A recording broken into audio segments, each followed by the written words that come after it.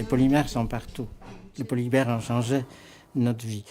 Cellulose, c'est un polymère. L'ADN, c'est un polymère.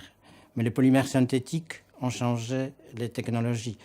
L'aviation, les cinémas avec les films, les colles, les peintures, tout ça, c'est des polymères. La vie des parents a été changée par des couches culottes qui sont faites de polymères. Jusqu'à présent, il existait deux catégories de polymères. Le plastique, le polymère soluble, le polymère qui passe d'un état solide à liquide en chauffant de façon très brutale, les caoutchoucs ou les résines thermodures telles bakélite, qui grâce à leur structure en réseau avec une stabilité dimensionnelle formidable, qui sont insolubles, mais qui une fois synthétisés et façonnés ne peuvent pas être préparés ou recyclés. Et nous avons inventé une troisième catégorie qu'on a nommée les vitrimères. Et cette troisième catégorie repose sur un concept complètement nouveau d'un réseau réversible, mais dont le nombre de liens entre les atomes reste tout le temps constant.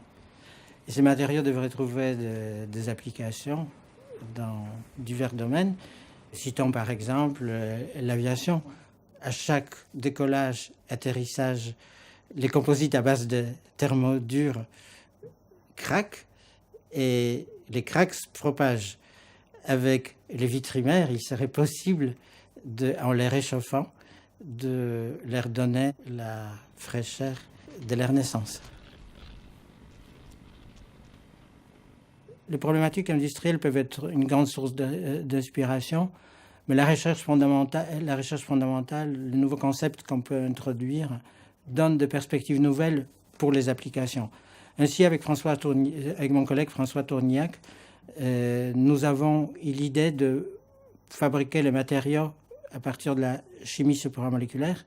C'est une chimie qui ne crée pas des liens chimiques entre les atomes, mais plutôt associe des molécules par des liaisons faibles, les plus faibles, réversibles, physiques. Et cette chimie peut nous permettre d'obtenir des matériaux à des propriétés exceptionnelles, magiques. Et nous avons créé un réseau réversible qui se comporte comme un caoutchouc, mais avec cette particularité que quand vous les coupez, vous pouvez les réparer par un simple contact entre les deux parties. Et le principe derrière est tout simple et assez subtil. Quand vous cassez les matériaux, vous cassez les associations. Donc, à la surface, vous avez des molécules qui n'ont pas de partenaire. Les molécules trouvent les partenaires sur la surface opposée, et ainsi les matériaux qui n'étaient absolument pas collants, qui étaient élastiques, se réparent. Ce qui est étonnant, et ce qui est toujours une exigence de notre laboratoire, c'est de pouvoir faire des choses, faire la chimie robuste, simple, qui peut être fait à de très grandes échelles. Et avec notre partenaire dans cette recherche industrielle, nous sommes capables de produire des tonnes de ces matériaux. Et si un jour le marché des matériaux réparants se développe véritablement, nous sommes prêts.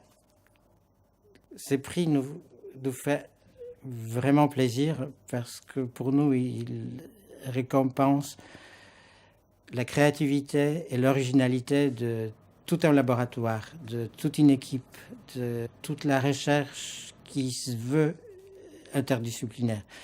Ce prix récompense le fait que nous avons su garder la liberté de choix de nos sujets. Et cette liberté nous a permis de créer plutôt que d'avancer, plutôt que de suivre.